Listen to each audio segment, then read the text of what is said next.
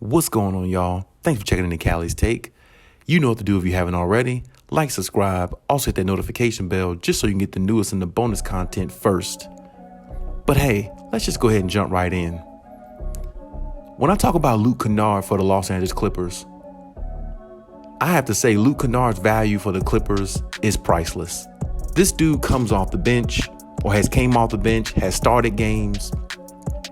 Whatever role Ty Lue has put him in, he's basically excelled so far, especially this year more than any. I mean, he started out with the Pistons a couple seasons ago, and it was a shaky start for his career coming into the NBA. But what I've seen here lately from Luke Kennard, just his growth in regards to the mentality, the player that he's becoming, the understanding of what it takes of being in the moment and seizing the moment and being a part of that moment and not letting it rattle you and showing fearlessness is been very impressive. Very impressive by Luke Kennard. I mean, we don't even have to talk about the 4-point play that this dude had the other night against the Wizards. I mean, everybody knows about the most embarrassing loss of the season by any team is the Washington Wizards. The 35-point lead they had, they blew it to the Clippers team without Kawhi and PG on there. And for Luke Kennard to come up and hit the shots that he hit, I mean, and he only played 30 minutes that game. He had 25 points, 8 for 13. He was 5 for 8 from threes. I mean, and I think he had 8 rebounds, and he had like 6 assists. You see what I'm saying? I think he had 1 or 2 steals as well. But this is my point. This dude comes up big every time. And I'm telling you, trade deadline is here or coming up. That's one player the Clippers better not trade. Because if they do, I believe their season and the era or whatever you want to call it has come to a doom. And I know that's hard to say because they still got Kawhi and PG, but they're not there on the floor right now. You can't be accountable for guys who are not playing or who are not there or who are not attending. And right now they're not relevant because they're not there. And that's just the way it goes. And the Clippers have to work with what they have. And Ty Lue's been doing a really good job with what he has, trying to keep them afloat as much as he can, interchangeable lineups, trying to get guys on the same page while he's trying to get a lot of these young players to understand what it takes to be an NBA player in this league. And it's very, very impressive what he's been doing. And I have to give him a lot of credit for that because he's been doing it at the highest level that he can and trying to mold these guys and get them where they need to be.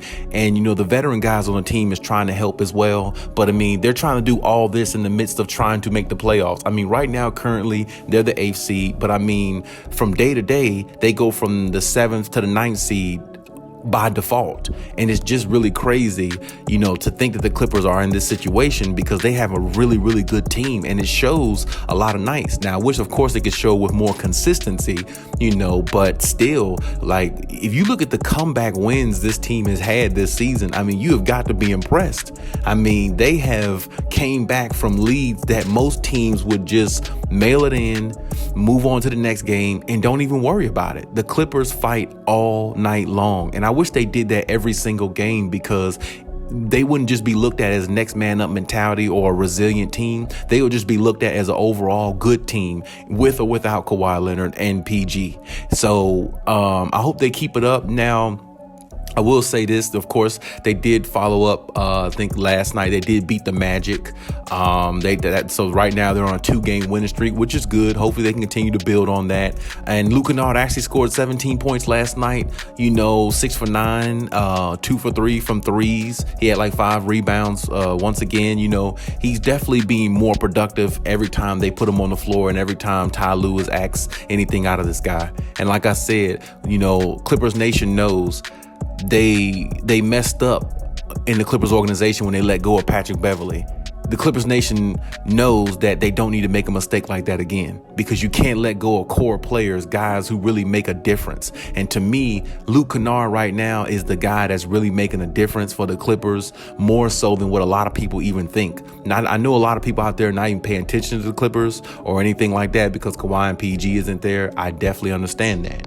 But what this guy's been doing for the Clippers, and you gotta give a shout out to Amir Coffey too. I mean, what he's been doing the last couple weeks has been amazing too, because nobody even knew who he was. He was like one of the last guys on the bench, and he comes out scoring 20 points, 25 points. He had a 29-point game, I think, against the Wizards, the game that they actually came back and had that epic comeback, 35-point comeback.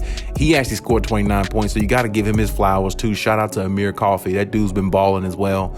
But when I think of Luke Kennard actually plays both ends of the floor, man. I've seen Luke Kennard defend at a pretty decent level, get dirty, dive for loose balls, the little things. And I always talk about the intangibles. And Khaliis Take family, we always talk about intangibles here, or at least I do. And, you guys always reply. But the intangibles, the little things, is what really matters the most. When you got a guy diving on the floor for a loose ball, knowing he doesn't have to, or putting in that extra effort, not even being asked to do it, it shows, a lot of loyalty, and it shows a lot of dedication to what you're trying to do, and it shows dedication to your craft, that you show importance about, and you care about your craft. And that's what I see in Luke Kennard. I see a guy who's feisty, who's hungry, who wants to win and do anything it takes. It doesn't matter whether he scores 2 points or 20 points. However he can contribute, he's okay with that. If he scores 2 points and gives the Clippers really good defense, solid defense on one end, he's okay with that. And he's definitely like one of those unsung hero type guys for the team. And to be quite honest, I thought with what we see in Luke Kennard do in these big moments, hitting 4-point plays, hitting threes at a high clip, playing D, being fearless. I actually thought Terrence Mann would be in position where Luke Kennard is right now, doing the same things you see Luke Kennard doing. I thought Terrence Mann would be doing a lot of these things, because I looked at Terrence Mann from last year, the breakout game he had in Utah, and I thought he would follow up and be doing these type of big things, for the Clippers and being there for them. But honestly, it's been Luke Kennard. Luke Kennard's been that guy. I mean, honestly, he's not averaging the most points in the world. He's averaging 12 points a game this year. He's been in and out with COVID and certain things like that. But I mean, when he's been on the floor, he's been very effective. And Ty Lue has got to be impressed with what he's seen from this guy. And, right now, if you look at like his stats, I mean, I think he's shooting like 43% from the field. He's shooting 44% from three. I mean, it's been very impressive what he's been doing. And you got to give him a lot of credit for what he's been doing, because, I mean, nobody thought that he would be this effective, and a lot of people thought he was just a bust. And when they gave him that $64 million contract, I think a couple seasons ago, a lot of people thought that was a waste of a contract. But right now, I feel like Luke Kennard is proving to a lot of people that wasn't a waste of contract. That was justified, because what he's doing right now, I mean, it's showing how good of a player he possibly can be. Or should I say this, it's showing how much he can contribute to a team that's winning, or a team that wants to win a championship. He could be one of those type players that you need to win one. And it's definitely showing right now. And I definitely am appreciative of his game and watching him evolve as a player, because he's only been in the league a few years. And he was, I think he was the 12th pick, I believe. And I think 2017. And, like I said, his start on Detroit was really, really shaky, questionable. But right now, I have to say he might be one of the best players on the Clippers right now on the floor. I mean, he's been balling. And, the way he's been playing, and if you look at how he's playing both sides of the floor, being aggressive on defense, trying to go after it and knocking down big shots when called upon, he might have to be he might become their third best player. He might take Reggie Jackson's spot. Reggie Jackson had the gear last year. He had that shiftiness about him last year in the playoffs, where he came out and just, played big in big moments. And I'm not saying Reggie's not going to do it again. I think he can, but they're going to have to, what I'm saying is they're going to have to make room for Luke Kennard. And it might be somewhat, you never know. It could be in the starting lineup. You never know what Ty Lue is going to do. Ty Lue is definitely likes to experiment with his lineups, even with Kawhi and PG there. So, I mean, either he might be in the starting lineup soon one day, or when Kawhi and them comes back, or, his minutes definitely might increase even more. And you might see players like Terrence Mann's minutes decrease over time, because what this guy is doing is just really, really good for the Clippers right now. And it's really, really uplifting for the Clippers nation because they really don't have anybody to really lean on. Reggie Jackson does good 1 or 2 games, and then he goes back to, scoring single digit points. Marcus Morris can't stay healthy and he's inconsistent. Serge Ibaka is still trying to find himself back to where he was, but he's not getting the minutes he feels. And maybe that's due to the fact that Ty Lue doesn't see the progression. And then on top of that, Kawhi and PG is not there. You don't know whether you don't know when Kawhi is coming back or if he is. And a lot of people at this point are speculating that PG is done for the season, not knowing that for sure, but it's definitely looking that way if he has to get the surgery. So with all that being said, you got to understand they really have nothing in most people's minds. But this guy right here showed a lot of value, and he's definitely played really, really well throughout this season.